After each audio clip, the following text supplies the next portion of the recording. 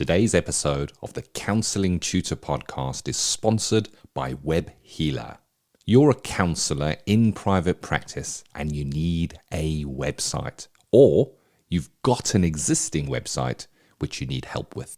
Web Healer are offering Counselling Tutor Podcast listeners, that's you, £100 off the cost of a website design and build.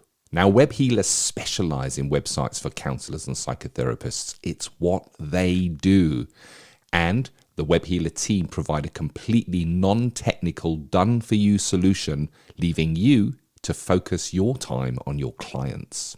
Operating for 20 years, Web Healer are a trusted resource amongst counselors when it comes to getting your practice online. So get the package details and claim your £100 off coupon for your new website by going to counsellingtutor.com/website.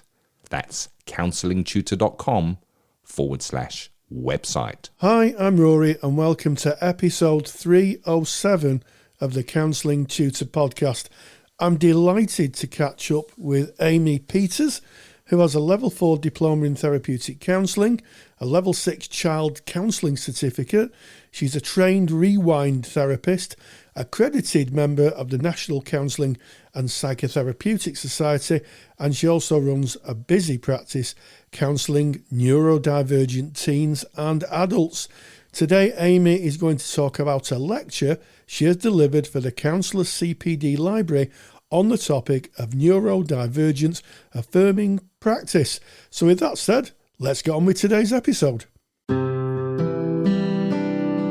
Welcome to the Counselling Tutor Podcast, the must-listen-to podcast for counsellors, psychotherapists, and counselling students. Here are your hosts, Rory Oakes and Ken Kelly. Delighted to welcome you to episode 307 of the Counselling Tutor Podcast. Rory and myself, Ken, are glad you joined us for 3 stops on today's journey, starting off with that ethical, sustainable practice, where today we're going to be speaking about how we grow and evolve as a counselling practitioner across the arc of our practice. We then delve into Practice Matters, where an interview was held with Amy Peters, and the lecture was on neurodivergent-affirming practice. And there's a lecture about that in our library, but Rory will be telling you more, and he beautifully introduced that at the top of today's program. You don't want to miss it. And of course, in Student Services, our last section today, we're reflecting on counselling training journey. As many students come to the end of at least part of their journey, how do we reflect back? Can that serve us? What does looking back enable us to do when we move forward? So that's our episode, and kicking us off with that ethical, sustainable practice, Rory, growing and evolving as a counselling practitioner. And I guess when I read that topic, I recognized that when I graduated and first went into placement as a counsellor, my practice was very different to when I was a mature counsellor and had a few years under my belt. And what was interesting is I was seeing different kind of outcomes and different kinds of relationships with clients. Yeah, absolutely, Ken. And it took me back a little bit to me, graduating all that time ago as a freshly minted therapist, going out into the world. And I'm a lot different now than I was then. And this conversation actually was generated from a conversation on our Facebook page. Quite an interesting conversation. And if you don't know what our Facebook is, if you go to Facebook, just type in Counselling Tutor, you'll find us. Come on in and you'll see lots of interesting conversations. But this one caught my eye because someone posted and said, how do we know if we're becoming more effective, if we're developing and growing as a therapist? And it was an interesting debate. And some people thought that, well, we don't want to go down the route of being measured and targets and that type of thing, because it can be quite difficult because you're working with an amount of unpredictability. You're helping clients make sense of their own lives. And sometimes clients will only go so far, or sometimes they won't return, or sometimes they'll have major breakthroughs and move their lives on. So it was quite a polarized conversation, but very interesting nonetheless. And I think that I was thinking about this, I'm in a very fortunate position because I speak on a regular basis, as we'll hear today when you hear me speaking to Amy Peters. I speak to a lot of therapists who are really, really invested in their practices. I've got a very dear friend who is a child therapist, works in children's homes. Her practice is completely different from when she graduated, when I was her tutor all those years ago. And now she's a real expert in her field. In other words, when it comes to child therapy and working within children's homes, she really is top of her field. And the reason for that is two things. Eminent curiosity. She's a completely curious person, which is a thread that really does run through those people who really care about the practices. They're really curious. What's next? Where are we going next? What can I find out? What don't I know? And also, she's still very passionate about the work. And if you ask her, if I say to her, you're top of your field, she'll just poo-poo that off. She'll just dismiss it. Oh, no, I'm not. Quite humble. So I think it's really important that, if we're in this for the long haul, the curiosity, passion, and really listening, if we do client outcome questionnaires, if you work for an organisation, we really listen to them. It's no good looking at a client's outcome questionnaire and saying, oh, well, client's completely wrong there. What was this client thinking when they left this negative feedback? If someone gives you some feedback, then you need to think about it and develop it. And ours is a profession that is built, Ken, on reflection, being reflective, and also being reflexive, doing something about what we reflected on. And we do that in a number of ways. And one of the ways we do that, and one of the ways we grow as a therapist, is continual professional development. It is, and when you're speaking about niching down there and becoming an expert in your field, it usually starts with doing continuing professional development, maybe doing a mini lecture or listening to a certain topic and going, wow, that really resonates with me, and then maybe delving deeper and doing a course and specializing in that area. But I find this a really interesting topic, and I'm going to say why, Rory. Here at Counselling Tutor, we have a pretty large team that creates resources and does academic checks and basically serves and delivers courses. We've got a number of tutors that work with us as well. And we have an HR professional. We have a person who looks after the well-being of the people that work within Counselling Tutor. And part of that process from that HR professional is to hold one-to-one meetings with each individual within the organization and to kind of measure or look at how they are doing. And as counselors, we kind of maybe think that we are removed from that. And the discussion you kind of led with, Rory, coming in at the top, saying, maybe as counselors we shouldn't be targeted or measured. Then how do we know that there is some kind of progression? And if you look at most companies or most positions in companies, there's some form of measurement of how you're doing, and that kind of how you're doing would relate in perhaps getting an increase or being moved into a management position based on how you were doing. But it's tricky for us because we can hardly say to each client as they're leaving, how are we doing? Well, we can in a way. We can have an exit questionnaire. And like you said, Rory, we can look at that feedback and we can understand that and look where we can learn and where we can grow. But of course, we have our supervisor. And our supervisor, in a way, watches over us and looks how we're doing. A good supervisor should be interested in how you are progressing within your overall counselling career, the direction you're going in, know what your interest is, what your goals are in your counselling career, as well as of course, as looking at your individual client presentations. But that is one way maybe of sharing where your journey with a peer and getting feedback from a professional that is further down the line on how you were doing. But of course, there's no better feedback than that comes from our clients. And it doesn't necessarily mean that we need a client feedback from every client to understand that there is progression. So, I checked in, Rory, saying that, when I first graduated, the work I was doing with clients felt very different to how it felt maybe 5 years after really maturing as a therapist. And you may see that there is more notable improvement in a clients' well-being from the sessions that you are having, that clients are more repeating that they're having breakthroughs, or that this is really resonating with them, or this is really working for them.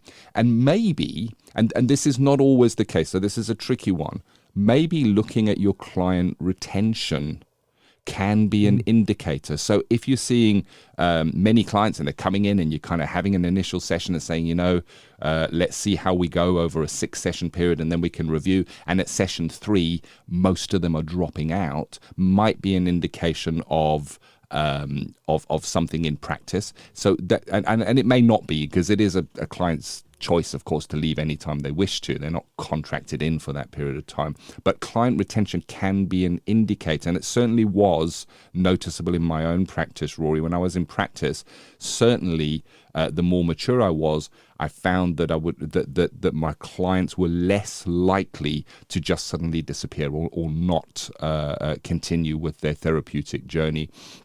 And of course, that is an indicator for us. But another massive indicator, Rory, and I think this is an important topic that we can discuss, is that self-reflection and self-awareness of as a therapist, and the ability to look at your practice and go, right, I'm growing here. And I wonder if you can kind of speak us through that increased self-awareness. And you've already mentioned reflexive and reflective practice, and of course emotional regulation we may find also develops as we kind of grow. That all falls under that topic of self-awareness, Rory. Yes, and I think this isn't about always knowledge. We've spoke together, Ken, a lot recently on the podcast about skill-based learning and not knowledge-based learning. And knowledge is great. Having knowledge of things is fantastic, but actually having the skills to apply that knowledge. And I think that, part of an internal reflection, and certainly I did this with my supervisor, excuse me, through the years, where I've talked about how I've developed myself within the therapeutic relationship, how I've been able to speak more freely, how I've been able to integrate myself with the client, to develop deeper relational depth, to feel more vulnerable, as a therapist, because sometimes when you're talking and working with clients, you can feel quite vulnerable, thinking, should I say this? Should I say that? And I think that's been one of the biggest areas of growth. Yes, I've done a lot of knowledge-based training over the years, but certainly applying the knowledge through communication and through skill is quite a craft. And that's one of the things I think that therapists should think about. How are you applying that knowledge? How are you, you say, for instance, it's trauma, and you think you've got a client who's traumatized. How do you communicate that? Knowing what the presentation is with the knowledge, but actually working with the client are two very different things. And as a supervisor, I spend a lot of my time with my supervisees saying, so so you've got this knowledge, but how did you use that knowledge? What happened? How did you apply it? What was the result of it? And I think that's where our work and our profession lies. It lies in the ability to meet the clients where they're at and to empathically impart or support them with knowledge and the communication of that. And that sometimes means that you've got to look at the way you communicate, or I communicate, and how I work with that client. And I think that's quite a big challenge. Doing a course is one thing, applying it is something completely different. Oh, yeah. Yeah, and we've spoken about this on so many occasions, how within counselling, psychotherapy, it's not just the book learning. If you're a scientific researcher, you just need book learning and the ability to kind of deep dive and pay attention, and you can read more books and become more efficient at that.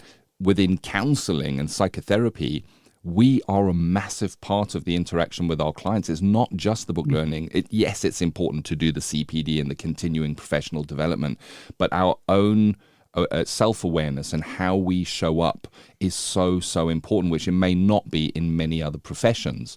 And there's a saying that a client can only go as far as the counsellor can go. And maybe one way of kind of judging your overall growth and your evolution within your counseling practice is looking at, are you able to now take clients further? Are you able to go into areas when a client brings something that may have been unknown to you before? And of course, we unlock those additional areas. Number one, by looking at self and looking at things that might come up for us. It might be transferential, or we might have traumatic responses linked to certain topics or actions where it's difficult for us to go there. So that works on personal development, but it also can be presentation related. So if a client comes in and speaks about a presentation or where they find themselves and we don't know anything about that, then we can't go too deep into that. Yes, we can empathically hold that person and be there with their feelings and emotions in the present moment, but without a full understanding of what they're bringing, we kind of, it could potentially make the interaction shallower. And that's where we're called for that continuing professional education. And we often find that our clients teach us. So our clients teach us in how we kind of see how a client reacts and works within our sessions. But also clients can teach us by maybe with a presentation that sends us away to do some CPD within that area. And I think this keys into what you have on this super duper handout, which we'll cover in a moment, Rory, which is the adaptability. You know, when we graduate, we come out, we're kind of in the box of the modality that we have been chosen to do. Usually within university or your learning institution, there's going to be firm boundaries to stay within your modality, specifically for your assignments and your observed skill sessions. So you graduate with those invisible walls around you that are holding you in there, and recognizing that adaptability, re-examining those walls, those kind of invisible barriers that we build during our training is a requirement as we progress and as we grow. And then there was another area, Rory, that I think is a massive indicator that you are growing and evolving as a practitioner. And it does key into what we've spoken about before. If you're undertaking personal development and you're undertaking continuing professional development, maybe doing courses, maybe attending conferences on topics that match you and your practice, then what's going to happen is you may find that you start developing a professional network, and that your professional network grows as you grow. More people that you can turn to have peer-to-peer discussions, more people that you might refer to that might refer into you. And I think that is an indicator, Rory, of that maturity in practice, when you look around you and you're surrounded by like-minded people on the same journey, some further ahead, some at your level, where you can share kind of the passion of helping and caring for others. Yeah, hallelujah, Ken. That's what I say. Hallelujah. Honestly, I'm punching the air. If anybody can see me behind the studio screen here, it's absolutely true. And you know, counselling is it's a craft-based endeavour. And when I say craft, it's not unlike someone who's a fine furniture maker, or someone who's a gilder who gilds mirrors with gold leaf. It's a craft, and that craft is generated by knowledge, but it's actually the care and attention that's put into the work that makes the difference. And if you have a professional network of people, you tend to find that you get a more nuanced idea of the craft. So I'll give you an example of that. I'm building at this time a course for practitioners to work more effectively with people who are neurodivergent. And I have working with a colleague who is very knowledgeable in this field. And I have a number of meetings talking about, you know, what I'm going to put into the course, you know, what the course content's going to look like. And she said, and in the meeting we had this week, it was nuanced. It was very, very nuanced, you know, turning the phrase of words around so they meant more, or asking me to think about how I can ask practitioners to do certain reflective exercises so that they're more in tune with someone who's neurodivergent. And I'd done all the research. I'd done a huge amount of research, because that's kind of what I do. But actually, when I spoke to someone who was really at the pointy end of this work, she really made the research pop. In other words, yes, I completely get it now. It's like going back to school again. And that was to do with the fact that I was happy to have a peer assessment of my work. And she did actually say to me, how do you feel about feedback? And I said, oh, it's great. As I said, feedback's the breakfast of champions, right? And she gave me this feedback, and it was just like pure gold. I know that if I work with a neurodivergent person, or within this course I'm providing, I'm going to have a different aspect, and that is to do with having feedback given and accepting the feedback and working with people who are on that trail. There's an old adage, certainly when I started many years ago, about craft in counselling, and it's an apprentice-based endeavour. You start as an apprentice, really, in a agency. You work for free, and then what happens is you develop, and it's apprenticed, journey person, master craft. And it's that journey from being an apprentice to being a master craftsperson that is always taken with knowledge, with supervision, with a meeting with peers and discussing, and also having those tough conversations with yourself, Ken. Yes, I really love the example you used there of turning to a peer that you see as having a special interest and a lot of training within that area to kind of check out what it is that you're doing, even though you are kind of going to the academic papers and textbooks. You're looking for that real world application. And it made me reflect back to early days. So often when we graduate and we're just going out into counselling, one of the things we're saying is, I have to get this right. I know that was a big one for me. I've got to get this right. I have to get it right. And it's interesting with maturity within your practice. It's no longer the I, it is the we. We are stronger together. The bigger your network, or the more quality your network, the more you can key in. And it's no longer I need to know everything and do everything. It's what do you think of this? And having those professional discussions and the doors open to those. So much to discuss here.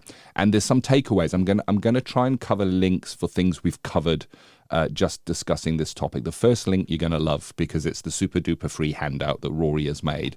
Now, this super duper free handout is called Growing and Evolving as a Counselling Practitioner. It covers client outcomes, self-reflection and awareness, professional development, skills and techniques, professional relationships, personal growth, and outcome measurement. And that is all beautifully put together into a PDF that you can download, store, and revisit anytime you like. And you can get that handout by going to counsellingtutor.com. That is our mother website. Click on the podcast tab and click on episode 307. That's the one you're looking for, 307. The show notes are there with any links we discuss. Plus, you can download that handout for free. Just take it. Have it. It's really worth having it. What we also discussed is the importance of continuing professional development. I'm going to mention that we have a CPD library. You hear Rory in the podcast reaching out and speaking to top professionals. Well, they make lectures for us and we put them into the library. So if you're looking for maybe the area that you want to specialize in, speak to someone who's speaking about equine therapy or walk and talk therapy. Neurodivergent-Affirming Practice, which is spoken about in today's episode by Amy Peters. So, and there's a wealth of information in there. Rory also spoke about the importance of supervision. Our supervision training course is cohort based, so you do that with a group of peers, which builds community. Our trauma-informed practice course also is cohort based. You do it with a community, and that's where you can build those professional networks. And if you're interested in any of the training that Counselling Tutor offers, just go to counsellingtutor.com and it's all there on the home page. So that is our ethical sustainable practice. Go and get that free super duper handout. And as we back out of sustainable practice, it's into practice matters, and that chat that you had with Amy Peters, who did a lecture on neurodivergent-affirming practice, Rory, and of course that is in our CPD library. So if you are a member, log in and go and check that out. But Rory, tell us a little bit of what we can expect from this. Well, with a link to what we're talking about master practitioners, I don't think they become any more masterful than Amy Peters, who is a neurodivergent person herself, and she runs a neurodivergent affirming practice. She did a lecture for our CPD library on neurodivergent-affirming practice. And I caught up with her to ask her about the lecture, and this is what she had to say. Practice Matters is proudly sponsored by the Counsellor CPD Library. To access top quality, relevant continuing professional development for your practice that you can do at a time that suits you, and all for less than the price of a cup of coffee, visit counsellingtutor.com. Neurodiversity is a growing edge within counselling and psychotherapy.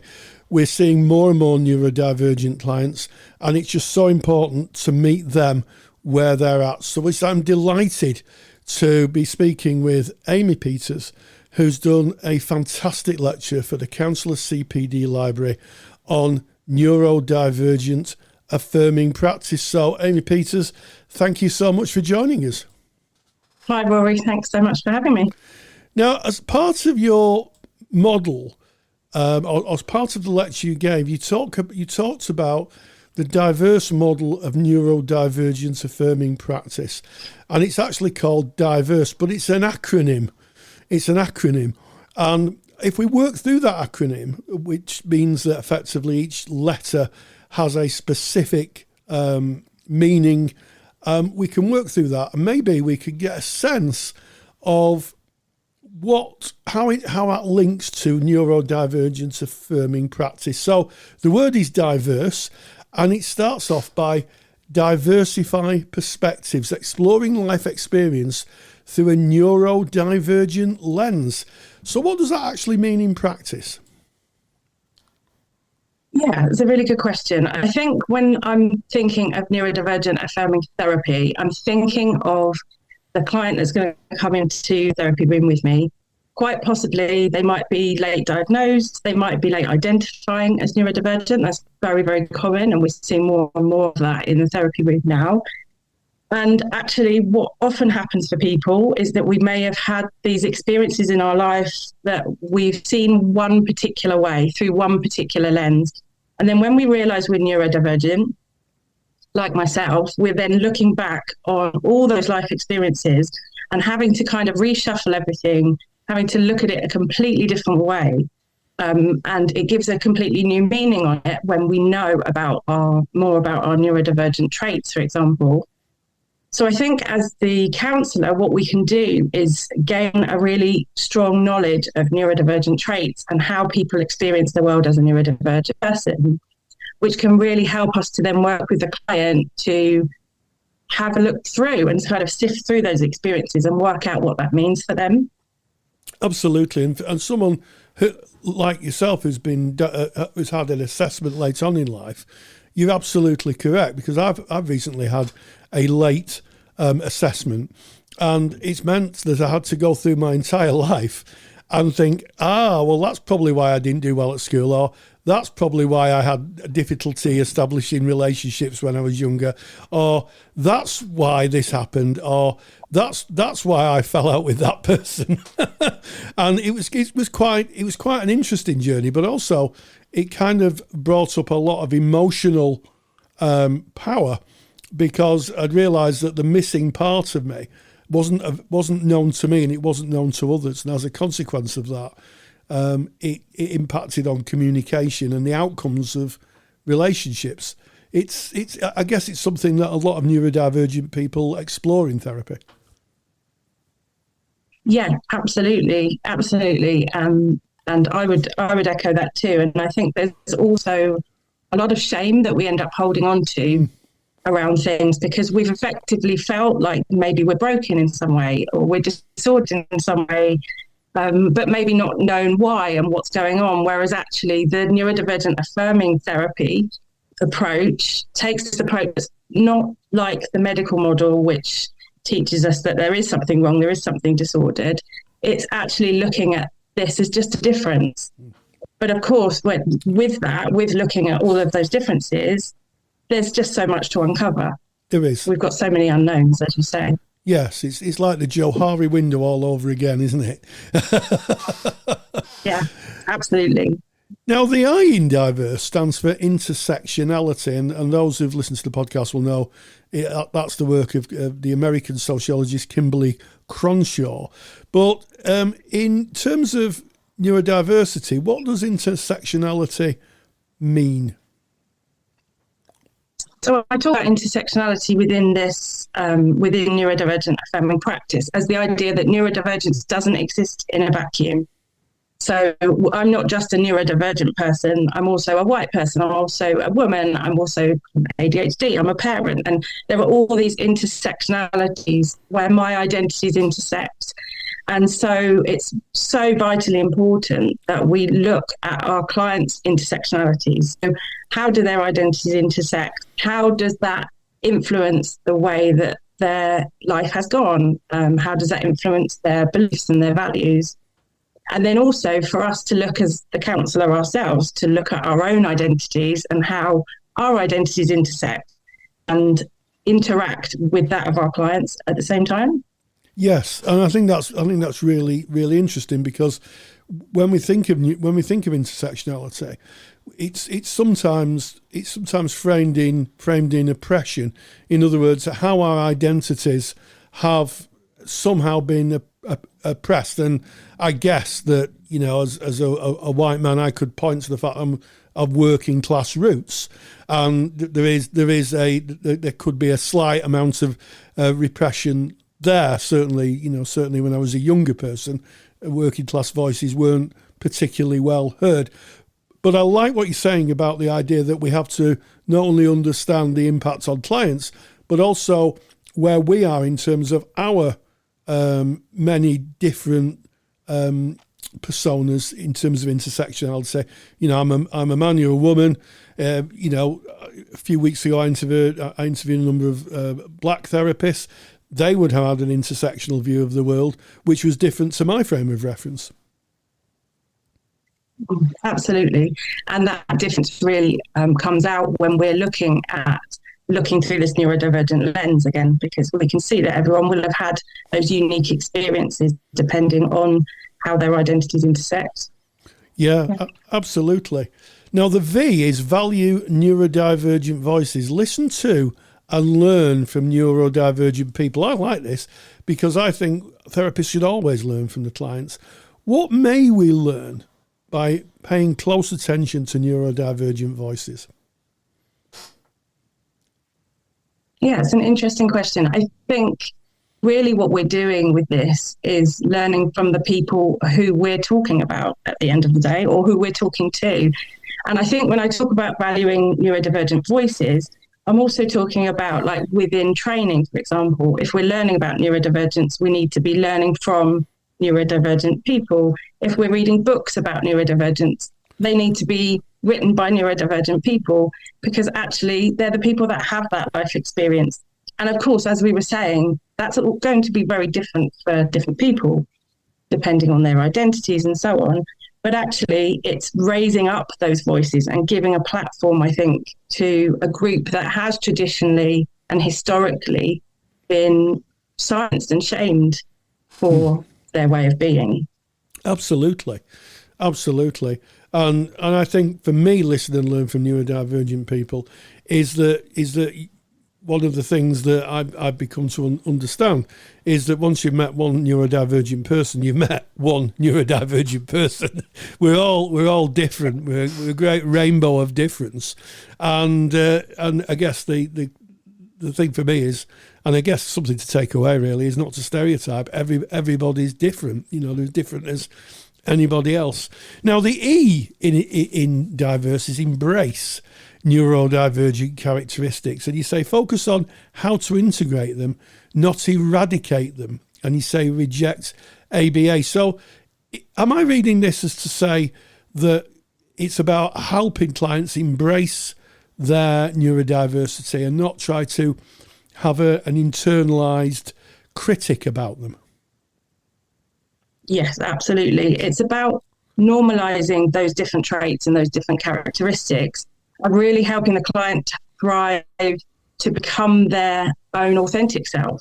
Whereas I think traditionally, going back years in terms of therapy, for example, I think there would have been a much of a move towards trying to help clients to become more neurotypical, to behave in a certain way that was more palatable, for example, or that was seen as the typical way to behave. Whereas actually what we're trying to do, we're not trying to get rid of those traits for that client. We're sitting with them when they explore these traits, but actually we're also looking at how can they bring that together? How can they learn acceptance, self-compassion, and reducing some of that kind of self-blame that we've ended up holding on to, I think. And the idea of rejecting ABA. So ABA is applied behavior analysis, which is a type of therapy that is quite common within the US, but also I think there are variations over here in the UK. And that tends to seek to make usually children who are neurodivergent to become more neurotypical. It's really about conforming, and it can be really damaging and really traumatic for people. So very much being neurodivergent affirming is about rejecting that kind of therapy and focusing on integrating these traits with clients. Yes. And I think that, we hear a lot about masking in the neurodivergent world, where people, for want of a better word, pretend to be neurotypical to fit in, because they feel that maybe they won't be accepted for who they are, their real self, and that kind of speaks to the kind of spirit of therapy, doesn't it? Because if someone's neurodivergent or not, we're trying to help them find their authentic self, their congruent self, as we'd say in the person-centered world. Yes, absolutely. And again, thinking of the late diagnosed or late identified neurodivergent person, we may not have even known we were masking. Yes. We may not have even known to the degree that we were masking as well. So actually, therapy can be the really safe place for somebody to uncover that and to work out what that actually means to them. And I think it's important to say also that the goal within therapy is not necessarily for the client to completely unmask. That wouldn't necessarily be safe for them in every circumstance. That wouldn't necessarily be appropriate for them in every circumstance. But it is actually for them to build the self-awareness of what's going on for them, I guess. Yeah, and to have the choice to be able to maybe say, well, I'm going to be my authentic self or mask. Because I guess we all, even people who are not neurodivergent, sometimes mask. I mean, I know people who've been to some pretty boring parties who smiled and nodded and said, "Oh, this is the most wonderful thing ever." Where inside they were looking at the watch, hoping that they could exit quickly. So sometimes it comes to this false and true self, which is sometimes taught in child therapy, isn't it? It's embracing. Sometimes one has to put on a face. I've sat in a few meetings when I was a teacher thinking, I wish I could get out of here. So it does happen, but it's giving the choice. I think that's really important. Now, the R is recognise ableism, and it says recognise and challenge ableism, including internalised ableism. So just give us a sense of what that term ableism means in this frame.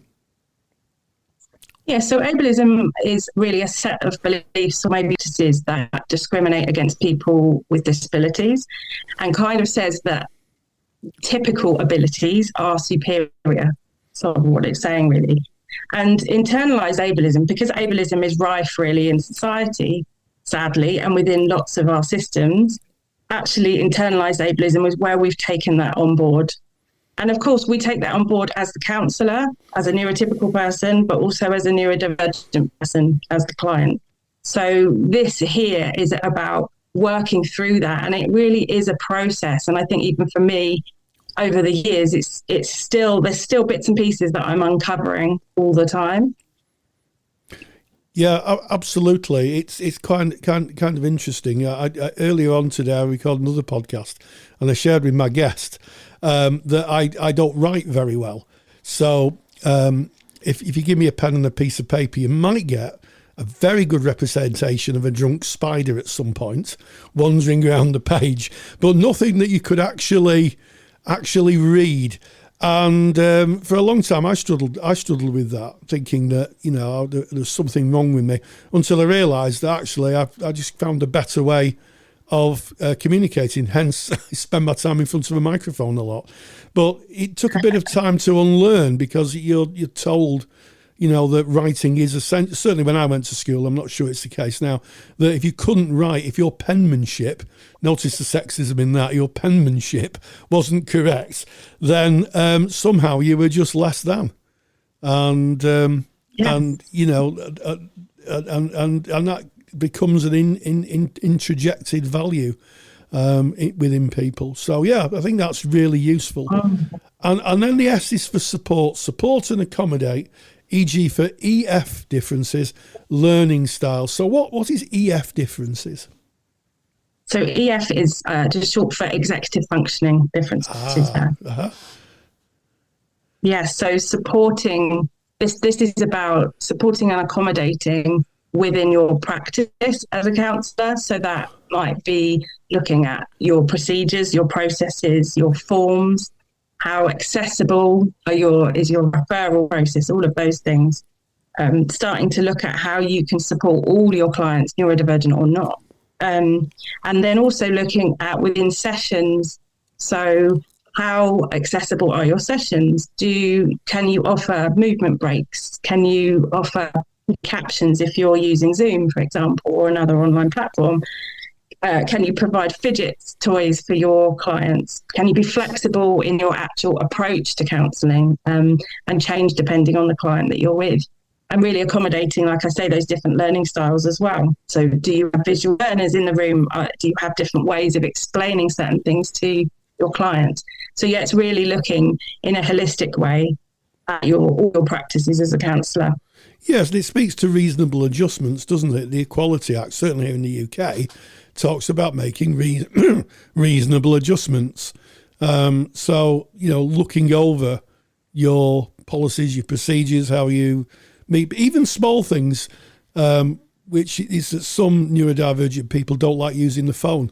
There's a lot of research to say they prefer either visual, face-to-face, maybe on Zoom, and just building that into your practice. Yeah, absolutely. It's offering different things and also collaborating with the client, asking the question, what are their needs? And obviously sometimes the client isn't going to know that. So it might be actually offering different things to them. But yes, making it flexible, making adjustments wherever you can to make it accessible, I think. Yeah, and those accommodations may emerge within the therapy session or the arc of therapy. So it might be that someone, for instance, wants a 30-minute session one day. They can only do 30 minutes. And trying to unlearn the kind of, the kind of frameworks that we taught as therapists. We have 50-minute sessions. We have them once a week, to try to unlearn them.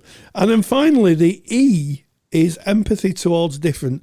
Identify internal biases and adapt language, difference over deficit. So I'm looking at that and I'm thinking that's a question that we need to ask ourselves as therapists first and foremost. Yes, absolutely. And the identifying internal biases is sort of what we've already spoken about. It's really getting to know those blind spots, like the Johari window we were talking about earlier. But I think in terms of language, because language, we can get very hung up on language sometimes, but actually it does really bring clarity to people. And the language we use around neurodiversity and neurodivergent affirming language is very much non-pathologizing. So that is moving away from the medical model idea of the disorders, the deficits, whereas we're just looking at this as these are differences. And actually that's taking all the shame away from it, I think, because it's such a big thing to feel that maybe you're faulty in some ways, your brain is faulty, you've got missing parts of you, or you're a broken neurotypical. Whereas actually what we're doing here is really kind of creating that empathy and giving that empathy to our clients by using that sort of language that's non-pathologizing.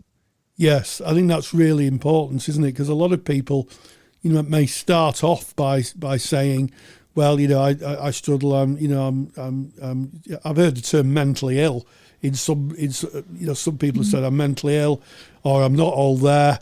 and not to fall into that trap of kind of collaborating with that thinking and saying it's different, just like someone may be tall or not tall, maybe big build or not big build. Neurodivergence or neurodiversity is the diverse way that people think and communicate. It's not right, it's not wrong, it's different. Absolutely. And I think we're also not dismissing the struggles here. We're not dismissing the challenges, but what we're doing is maybe looking at the wider context around why those challenges can be there. And actually, a lot of times those challenges are societal factors that have kind of created barriers for people who are neurodivergent. Absolutely. So finally, as we come to the end of this interview, what do you hope that those who watch your lecture will take away from it?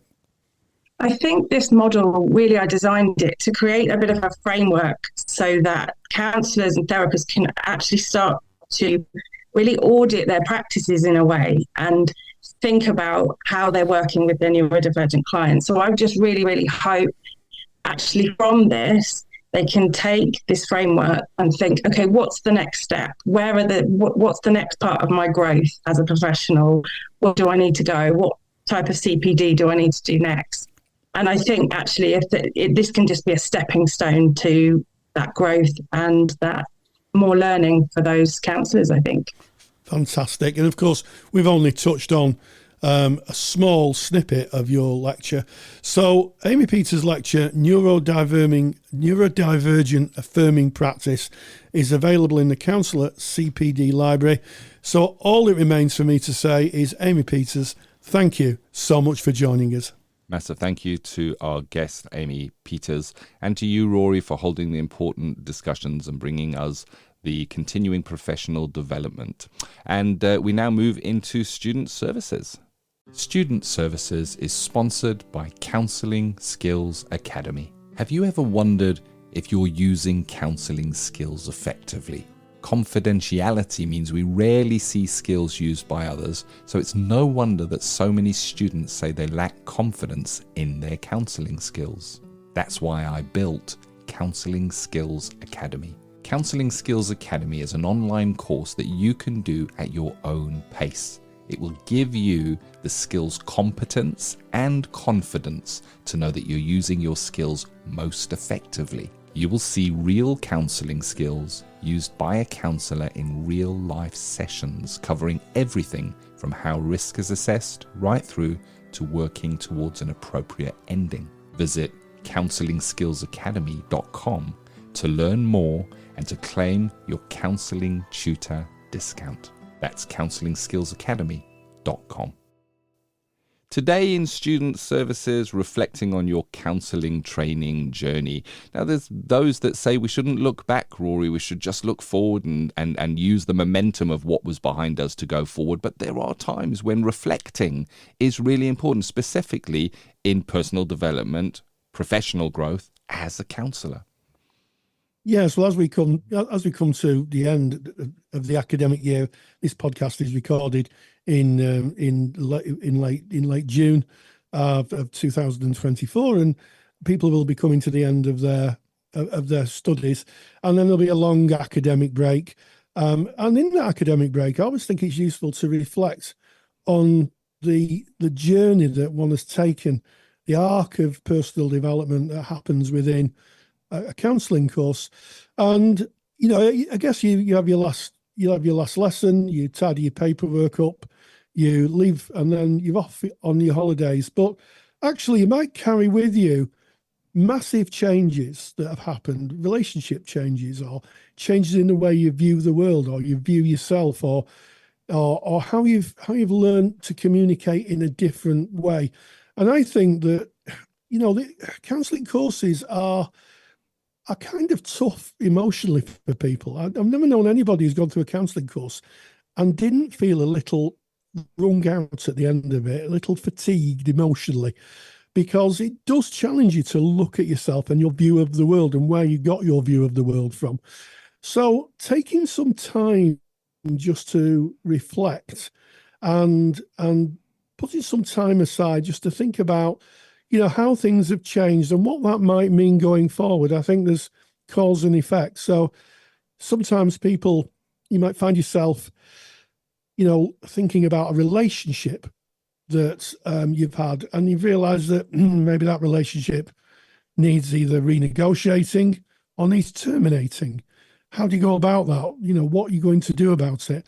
And also just taking time to grow as a person and to celebrate your achievement. I think anybody who graduates any counselling course should really give themselves a pat on the back, Ken. Very much so. And throw the hands in the air, and we give full permission to go, woohoo, if you wish to as well. Yeah, very much, Rory. There you go. Word of the day, it seems like. Yeah, this reflecting on your counselling training journey is a really good exercise to do as a student. And the reason I say it's a good exercise is because it is something you're called on to do for the rest of your counselling career. You might reflect on how a client session went and what you can learn from that and how you might implement that. Looking at how it was, you might reflect back on your last year in practice. So starting at the end of your training journey and asking yourself questions like, who was I when I started this journey, and who am I now? Am I the same person? And if I'm slightly different, what has actually changed within me? And making that definite, really looking and saying, what is that? A great way of processing this is to journal it, to write it down, because it's just a way of kind of getting it out from just going round in the head. And you can do that via an audio app if you wish to, or you can write it down, or you can say it to a video, whatever matches you and your kind of learning style. But getting it outside of self is really, really, really useful. And these reflections that you kind of put down, like looking back and looking at the change, looking at the development, looking at the growth, can be very useful to future you. You can look back over the years at all of your reflections of the different parts of your journey and see how you've grown. And I mean, we've spoken at the top of this podcast in Ethical Sustainable Practice about growing and evolving as a counselling practitioner. And I think it would be very valuable to look back and go, well, who was I when I did graduate? And who was I when I started my studies, and who was I when I graduated, and then looking and reflecting back. And part of the reflecting, we can look at the growth and we can celebrate that growth, but we can also look at the places where we found challenge. We can look back and go, I felt, and I'm just using an example that I'm making up here, it's from my own journey, I felt extreme anxiety around assignments. And maybe we can think about, if we encounter such things again, how we might work differently. And that is taking reflection and building it into how we might act differently in the future, Rory. Yeah, absolutely. It's a bit of an evaluation and a bit of a spring clean, if you like, of your emotional structure, and to have a think about who you are now. Almost certainly the person you were when you walked through the door in your class won't be the person you are now. That's just the nature of the journey of counselling training. And also think just to be a little bit mindful that, you may have a partner or friends or relatives.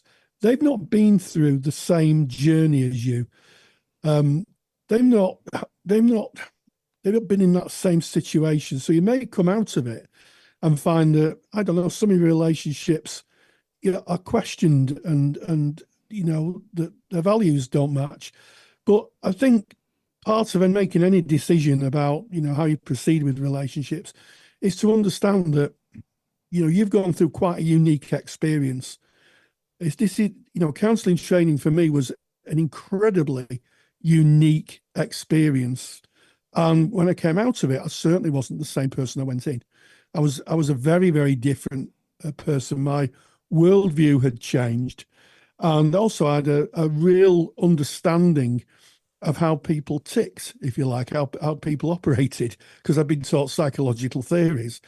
So it was a case of making, I guess kind of being thoughtful and thinking, well, not everybody's had this opportunity, and maybe I should be a little bit forgiving and a little bit accepting that people just may not see the world as I have.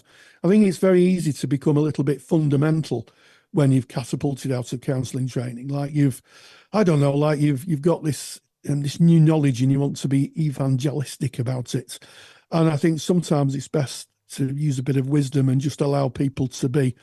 But take that time to reflect, maybe go for a walk or go somewhere on your own and just ask that question, who am I now? Who am I now?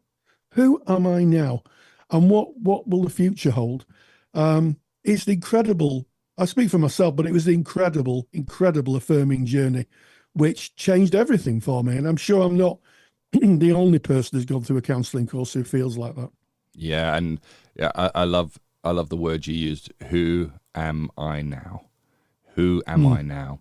And that reflection on the journey. And I hope I'm not giving away any super secrets here, Rory, but you've certainly shared with me personally that as you finished your studies, you went for a very long walk and sat on a big rock on a very large hill. Yes, I did. My level my certificate was probably the biggest growth spurt, and I had the Monday off, and I went, strangely enough, just down the road from where I now live, and sat on a rock. It's Duffstone's Reservoir for anybody who's interested, and I sat on the rock and I just stared into space for what felt like hours. I suspect it wasn't hours, but just to kind of get a sense of, whoa, what's happened? What's going on here? And I don't think it was any mistake that I sat on a rock. I needed to ground myself. You know, at the end of the podcast, we always say, stay grounded. Well, that's generated from the fact that I sat on the rock. I got a very cold bottom, I seem to remember. However, it was freezing. However, I seem to remember just letting it rush over me, letting the whole of the course just rush over me and kind of engage with every feeling as it came up. And it was mighty beneficial. And we still go walking there now and sit on. I kind of walk past the rock and give it a pat. My wife says, why are you patting rocks? It's like, oh, nothing. It's just a nice rock. I just give it a pat. And, you know, as you do, my wife goes, okay, then, you know, weird. And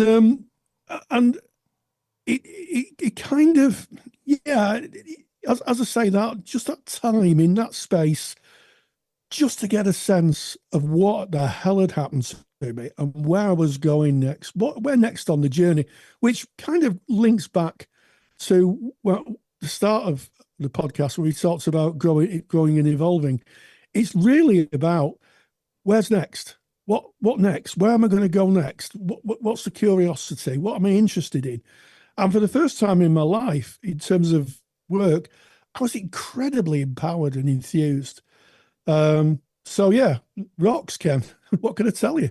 Wow. And indeed, where next? As we come maybe to the end of this season of the Counselling Tutor podcast, where next? Where next for Counselling Tutor in this podcast? But most importantly, where next for you, our valued listeners? This has been episode 307 of the Counselling Tutor podcast.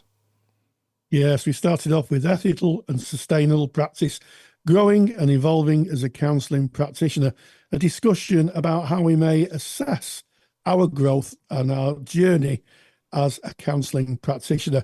In Practice Matters, we spoke to Amy Peters, who gave a fantastic lecture for the Counselling Tutor CPD Library on Neurodivergent-Affirming Practice. And finally, in Student Services, as we all come to the end of the academic year, we asked about reflection. We looked at reflecting and looking at the journey so far and taking stock. As always, we thank you for your ears. Ken and myself really value that you are that you've invited us to be part of your journey. So if you have enjoyed this broadcast, why not pop a review onto your favourite podcast platform, iTunes or whichever podcast platform you use. We thank those people who've already very kindly given us a review. And also, if you feel that our conversation may help a peer or a colleague, why not share it on social media or put the link into an email and they can listen too. And as always, stay grounded and stay safe. Thank you for listening to the Counselling Tutor Podcast. Find the show notes for this episode by visiting counsellingtutor.com.